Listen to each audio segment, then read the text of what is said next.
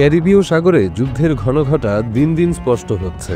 Bunker থেকে সেনা মোতায়েনের ঘোষণা দিয়েছে ভেনেজুয়েলা। ঘোষণার সাথে রয়েছে স্পষ্ট হুমকিও। সার্বভৌমত্ব রক্ষায় সর্বোচ্চ প্রস্তুতিতে আছে ভেনেজুয়েলার সেনা, কোনো অবস্থাতেই হবে না আপোষ। এই ঘোষণা যেন নতুন এক সংঘাতের পূর্বাভাস। ওয়াশিংটন যখন মাদক বিরোধী অভিযানের নামে ক্যারিবিয়ান সাগরে যুদ্ধজাহাজ ও যুদ্ধবিমান বাড়াচ্ছে, তখন পাল্টা হিসেবে নিকোলাস মাদুরোর সরকার দেশ জুড়ে সামরিক প্রস্তুতি শুরু করেছে। ভেনেজুয়েলা সীমান্ত জুড়ে সৈন্য সমাবেশ জোরদার করেছে। উত্তর উপকূল থেকে শুরু করে দক্ষিণ পূর্ব সীমান্ত পর্যন্ত সৈন্যরা যুদ্ধের প্রস্তুতিতে মাঠে রয়েছে। জুলিয়া, ফালকন, নোয়েভা, এসপার্তা, সুক্রে ও ডেল্টা আমাকুরো সহ গুরুত্বপূর্ণ প্রদেশে নজিরবিহীন নিরাপত্তা ব্যবস্থা নেওয়া হয়েছে। শুধু সীমান্তেই নয়, উপকূলীয় এলাকাতেও বড় আকারের প্রতিরক্ষা ঘাঁটি তৈরি করেছে সেনারা।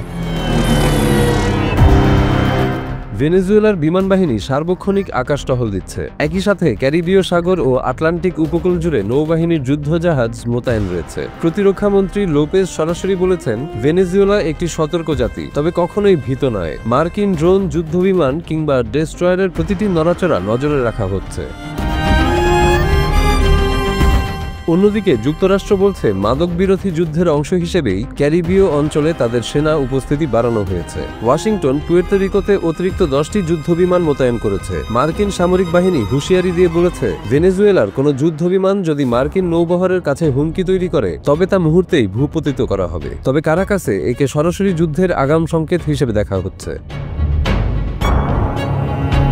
প্রেসিডেন্ট নিকোলাস মাদুরো যুক্তরাষ্ট্রের অভিযোগ প্রত্যাখ্যান করেছেন। ওয়াশিংটন যে মাদক পাচারের অভিযোগ তুলেছে, হোয়াইট হাউসের রাজনৈতিক কৌশল বলে উল্লেখ করেছেন। মাদুরোর মতে, ভেনেজুয়েলাবাসী নিজেদের আইন মেনে চলবে এবং তাদের ভূমিতে বাইরের কারো হস্তক্ষেপ মেনে নেওয়া হবে না। তার নির্দেশেই প্রতিরক্ষা মন্ত্রী লোপেজ কৌশলগত সব ঘাঁটিতে সেনাদের সর্বোচ্চ প্রস্তুতিতে রেখেছেন।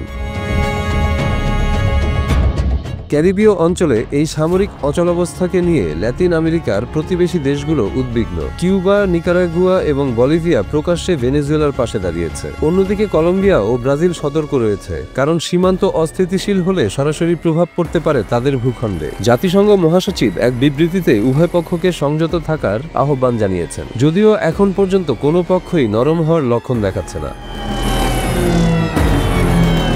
সামরিক বিশ্লেষকরা বলছেন, এই অচলাবস্থা শুধু ভেনেজুয়েলার মধ্যে সীমাবদ্ধ নয়। ক্যারিবীয় অঞ্চল দিয়ে বিশ্ব বাণিজ্যের গুরুত্বপূর্ণ রুট গেছে, যেখানে যুদ্ধ শুরু হলে প্রভাব পড়বে আন্তর্জাতিক জ্বালানি ও খাদ্য সরবরাহে। বিশেষত মার্কিন ডেস্ট্রয়ার মোতায়েনের ফলে ক্যারিবীয় এখন সম্ভাব্য সংঘাতের হটস্পটে পরিণত হচ্ছে। মাদুরো স্পষ্ট করেছেন, ভেনেজুয়েলার সার্বভৌমত্বকে নিয়ে কোনোভাবেই আপোষ করা যাবে না। তিনি জনগণকে আশ্বস্ত করেছেন যে দেশের প্রতিটি সৈনিক সর্বদা প্রস্তুত। এছাড়া তিনি জানিয়েছেন, তারা লড়াই করতে চায় না, কিন্তু প্রয়োজনে লড়াই থেকে পিছু হটবে না এবং জনগণকে ঐক্যবদ্ধ থাকার আহ্বান জানিয়েছেন।